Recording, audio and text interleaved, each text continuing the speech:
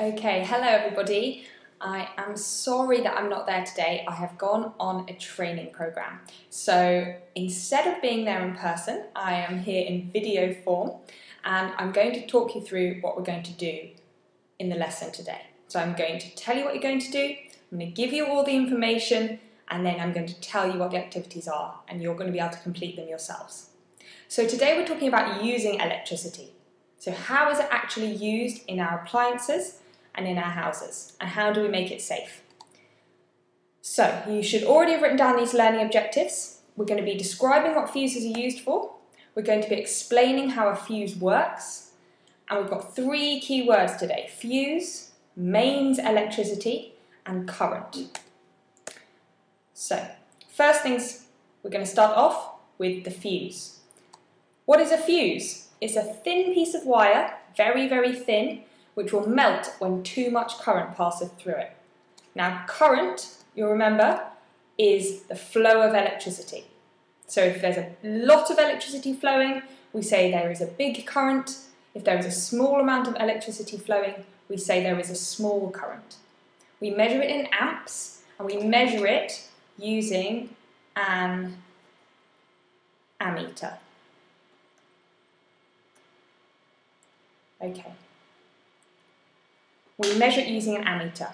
Over here, you can see this is a complete fuse. So you can see a really thin wire running through the centre here, and it's always contained within a box. Just that's how it's protected. Over here, this is what the fuse will look like when it's burned out.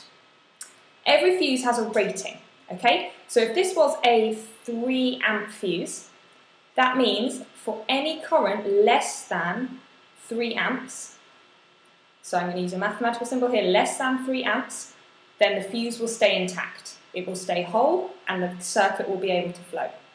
For any current bigger than 3 amps, then the fuse will melt, the little wire here will melt, and the fuse will break and the circuit will be broken, and that will mean that the electricity can no longer flow and the appliance is switched off. So a 3 amp fuse will melt when the current is greater than 3 amps. A 10 amp fuse will melt when the current is greater than 10 amps, and so on. So you need to pick the right rating of fuse depending on how many amps your appliance is going to use. Okay, so looking at the fuse in a little bit more detail. When the wire melts, as I've said, all the current is stopped from reaching the appliance, it switches it off. Now, how do you think this might be useful? Well, the main reason it might be useful is it stops us from having a fire.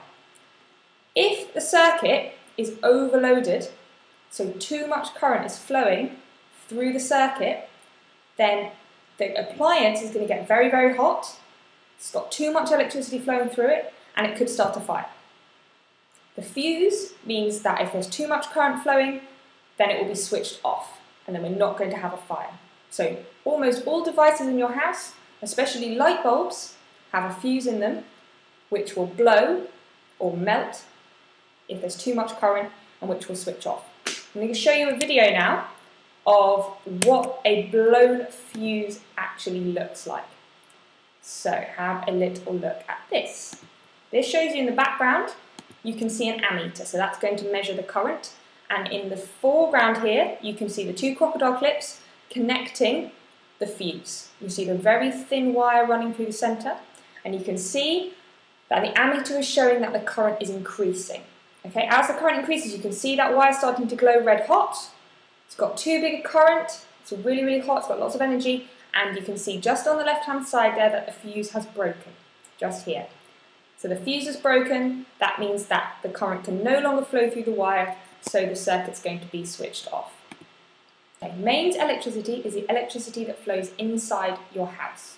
So it flows through all the plug sockets, so when you plug anything into a plug socket, it's running off mains electricity. It's different to a battery, it's much more dangerous, okay?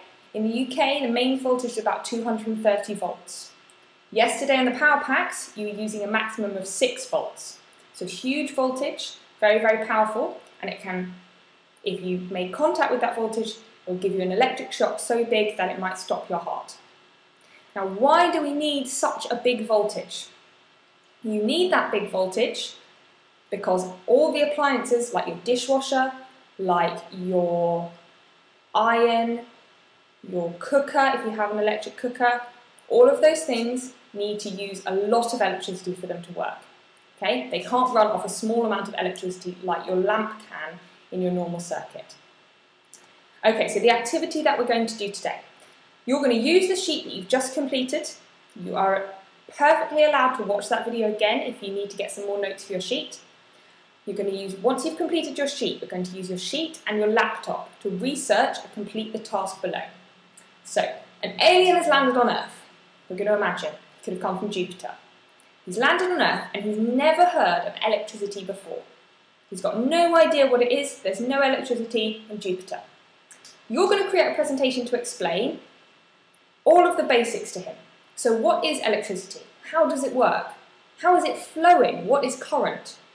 Okay, question 2, what is mains electricity? Why is it so dangerous? How is it different from electricity in a battery? Okay, what is a fuse? Why is it useful? How does it make us safe? And how are fuses used in devices? And what are the alternatives? Okay, that's your extension question point number 4. I'm not expecting everybody to complete all of that question. Everybody must complete questions 1 to 3. You can do your presentation as a PowerPoint. You can do your presentation as a Prezi. You could do it as an essay. You could do it as a leaflet. You could do it on Vlogster. I don't mind a presentation. However you choose to do that, so long as it answers all of these questions. When you've finished, there's going to be another activity for you to do. I'm looking forward to seeing all of your fantastic work on Wednesday. Have a fantastic lesson. Thanks very much, and I will see you on Wednesday.